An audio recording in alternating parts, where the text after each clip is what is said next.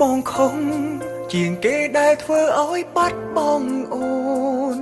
បងខឹងជាងគេមិនថែរកបងក្បែរខ្លួនបងយំ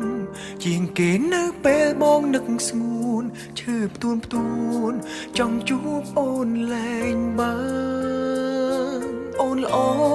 សែនល្អមិនគួរបងមើលរំលងទង្វើល្អកន្លងបងបើថាអូនរំខានដល់ដឹងខំ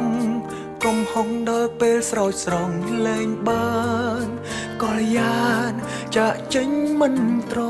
ឡប់មនុស្សងងនៅសល់ភាសាបេះដូងជីច្រើនចង់ឲ្យអូនដឹងបើអូនខឹងក៏ខឹងទៅចង់ប៉ុន្តែមេត្តាកុំស្អប់ចិត្តកំព្រាឯកាសង្ឃឹមថាអូនត្រឡប់មកបញ្ចប់សាច់រឿងនិទានស្នេហានៅក្នុងអារម្មណ៍ឯកាទើបដឹងថាអូនសំខាន់មនុស្សសំខាន់ដែលធ្លាប់នៅក្បែរតែបងមិនចេញរាំងសាបងសែនល្ងងមើលឆ្ងាយភ្លេចមើលមនុស្សក្បែរហិតថាតើថ្ងៃណាមានឱកាសបានតបស្នងអូ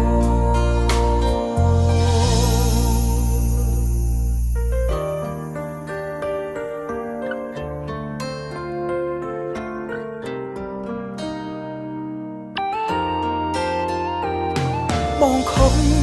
ជាងគេដែលធ្វើឲ្យបាត់បង់អូនបងខឹង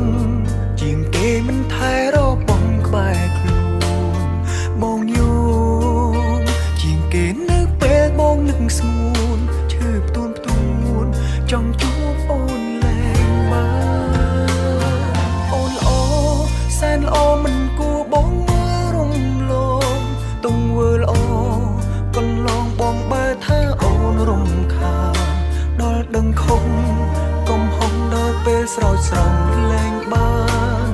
ក៏យ៉ានចាក់ចេញមិនត្រឡប់មនុស្សងងនៅសល់ភាសាបេះដូងជីច្រើនចង់ឲ្យអូនដឹងបើអូនខឹងក៏ខឹងទៅចង់ប៉ុន្តែមេត្តាកុំស្អប់ចិត្តកំព្រា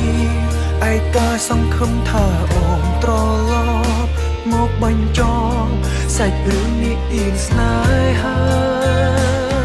នៅក្នុងអារម្មណ៍ឯកាទើបដឹងថាអូនសំខាន់មនុស្សសំខាន់ដែលធ្លាប់នៅក្បែរតែបងមិនចេញរាំងសាបងសែនល្ងងមើលឆ្ងាយភ្លេចមើលមនុស្សក្បែរហិតថាតើថ្ងៃណាមានឱកាសបានតបស្នងអូ